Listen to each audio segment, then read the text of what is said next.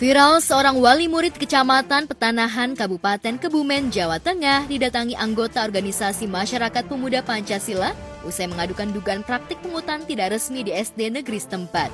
Keluhan ihwal adanya dugaan pungli itu disampaikan kepada Sugiono, seorang aktivis LSM, hingga akhirnya dilaporkan kepada Polres Kebumen.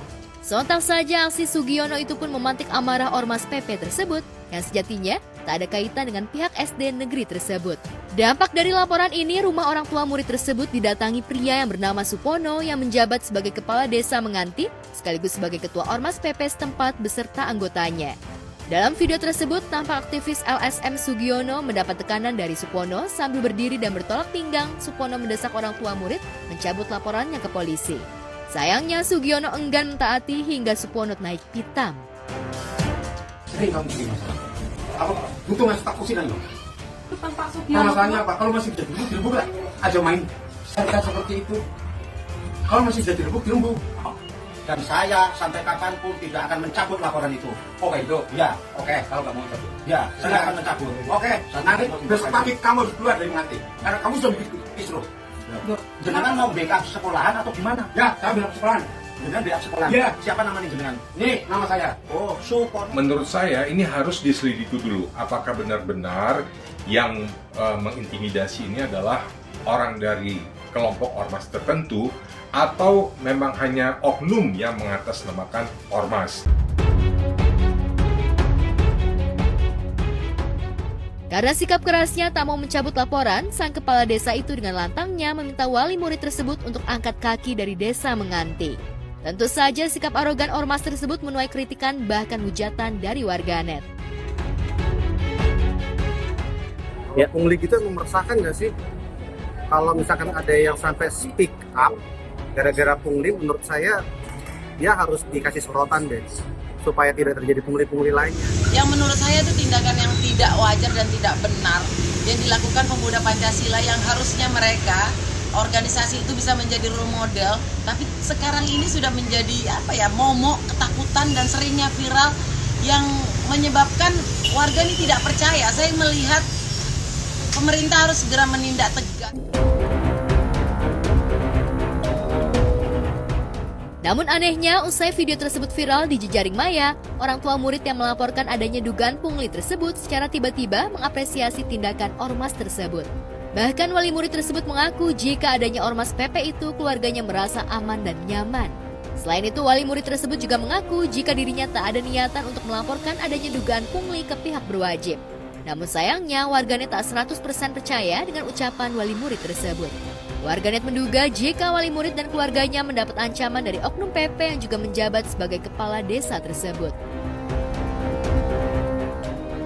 Hadirnya saya di sini, berdirinya saya di sini ingin mengucapkan banyak-banyak terima kasih kepada Bapak Kepala Desa Jatimulyo, Bapak Kepala Desa Menganti, dan pemuda Pancasila bahwasanya sudah membantu saya, sudah melindungi keluarga saya atas permasalahan yang saya alami dengan keterkaitan pemberian kuota saya kepada salah satu LSM yang akhirnya berbuntut kepada laporan ke pihak berwajib yang sebenarnya itu tidak saya inginkan dan tidak ada niatan sedikit pun dalam hati saya untuk melaporkan sebuah sekolah.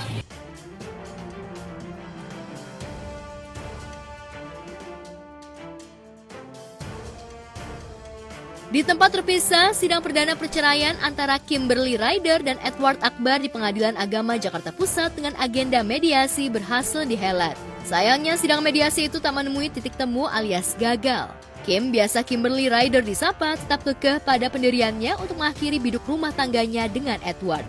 Lantas benarkah penolakan Kim tersebut lantaran Edward sudah menolaknya sebanyak 3 kali?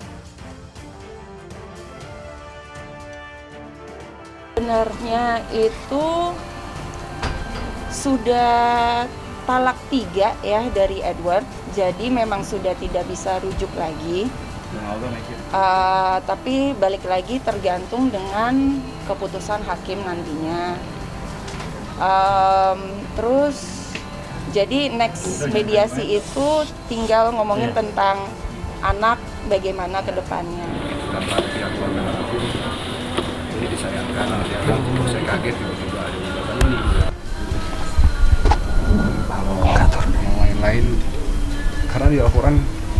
saya gitu loh. Jadi saya minta bahwa tolong diberitakan dengan baik yang jujur. Itu aja sih. Itu aja sih. Karena kasihan anak-anak. Ya makanya apa ya? Sebagai laki-laki harus menjaga apa yang diomongin, ya menjaga lisan. Dan memang harus dipertanggungjawabkan aja yang sudah diomongin. Meski sudah 3 kali melayangkan talakim, namun Edward tak ingin pisah dari wanita yang telah memberinya 2 orang anak tersebut. Apalagi kabar burung yang selama ini berseliweran jika Edward telah bermain api dengan wanita idaman lain seperti yang dituduhkan oleh mertuanya Irvina Zainal di sosial media. Lantas seperti apa tanggapan Edward soal dugaan isu tersebut? Yang saya sampaikan sebelumnya bahwa niatan saya rujuk demi anak-anak. Saya akan stick sama itu untuk Raden Starayat Akbar dan Aisyah Munayat Akbar. Karena sejatinya ini untuk tumbuh kembang mereka. Dan bismillah. Jadi saya harus bilang saya menunggu dia dari Inggris sampai saat ini itu saya tidak pernah mendua ataupun berselingkuh. Itu aja, karena saya mendedikasikan hidup saya untuk keluarga. Doain dibalik kesulitan dan kemudahan.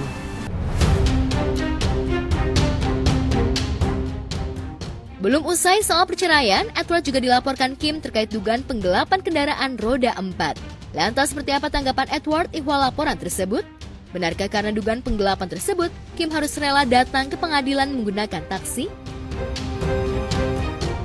Atas nama Kim, mobil itu atas nama Kim, secara STNK, BPKB atas nama Kim. Gitu. Sekarang mobilnya nggak ada nih, lihat sendiri, kemana-mana Kim tidak membawa mobil. Itu masih dalam proses, jadi kita juga belum bisa komentar gimana-gimana juga sih. Dan saya menyatakan, ini pernyataan yang paling penting ya, saya juga banyak kehilangan